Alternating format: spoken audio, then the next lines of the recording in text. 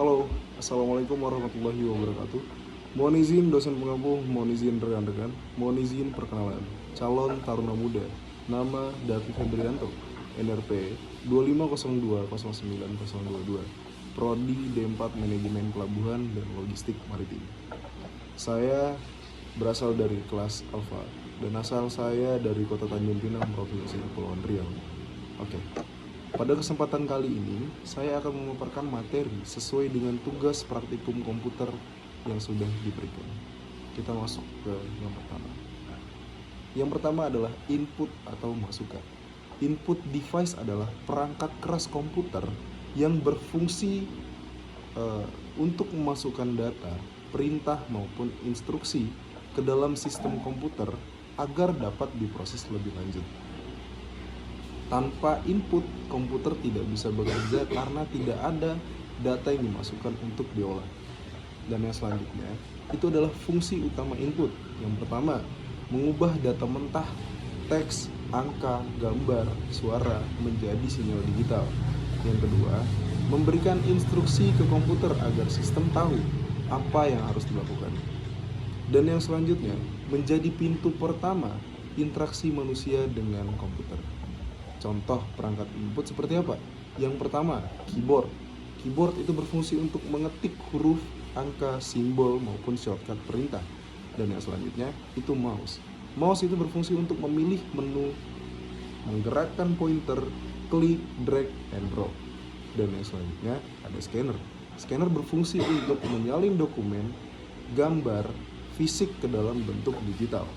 Dan yang selanjutnya adalah mikrofon. Mikrofon itu untuk merekam suara atau berkomunikasi lewat aplikasi.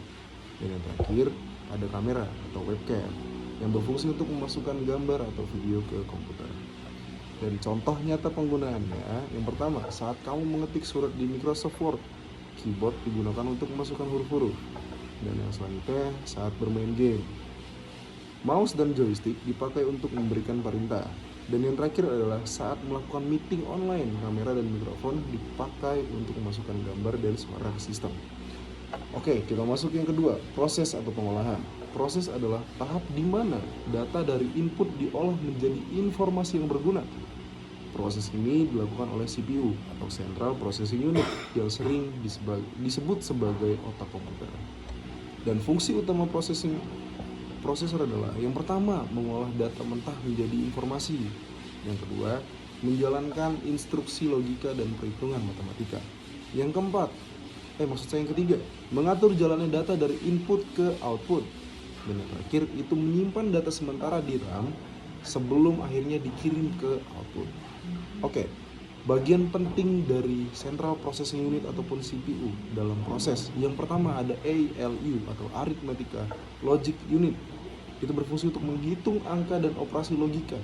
Misalnya penjumlahan dan perbandingan. Dan yang selanjutnya itu adalah CU atau Control Unit. Itu berfungsi mengatur jalannya instruksi dan mengendalikan alur data. Dan yang terakhir itu adalah Register and Cache. Berfungsi untuk sebagai tempat penyimpanan dan sementara agar akses lebih cepat. Oke, contoh nyata penggunaan.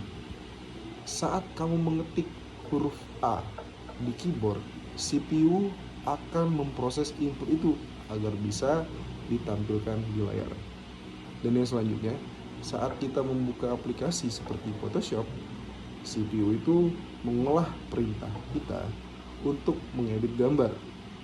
Dan yang terakhir, saat kita sedang bermain game, CPU itu mengolah data dari joystick, mengatur grafik, suara, hingga skor permainan. Kita masuk yang terakhir nih, output ataupun keluaran. Output siapa sih? Output itu apa sih? Output device adalah perangkat keras yang menampilkan hasil dari data yang telah diproses oleh komputer. Tanpa output, kita tidak akan tahu hasil dari data yang sudah dimasukkan. Dan fungsi utama dari output itu sendiri, yang pertama, mengubah data digital hasil pemrosesan menjadi bentuk yang bisa dipahami manusia.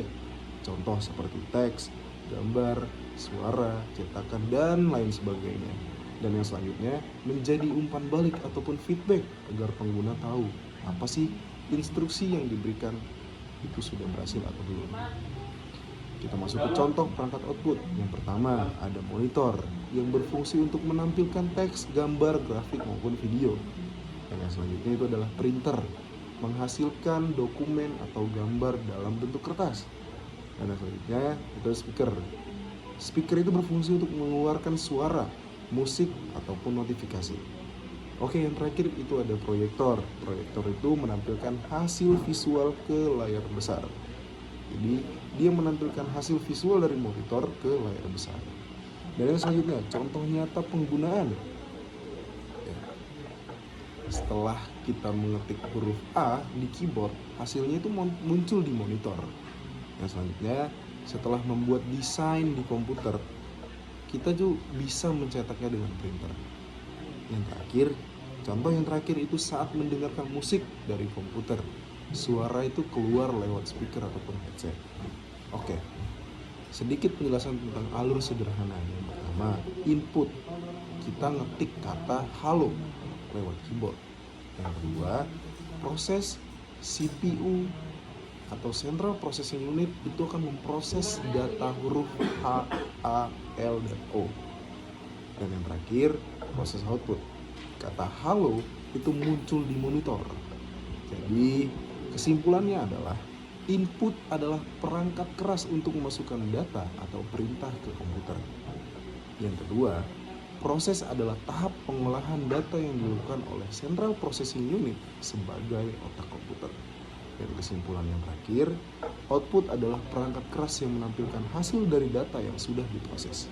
Jadi, ketiga unsur ini saling berkaitan. Tanpa input, komputer tidak bisa bekerja. Tanpa proses, data tidak bisa diolah. Dan tanpa output, kita tidak bisa melihat hasilnya.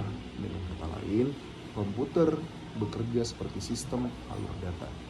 Mulai dari input, menuju ke proses, lalu ke output. Baik, sekian pemaparan materi dari saya. Mohon maaf apabila memang ada kata yang kurang mengenakan. Saya pamit undur diri dan saya ucapkan terima kasih dan selamat malam.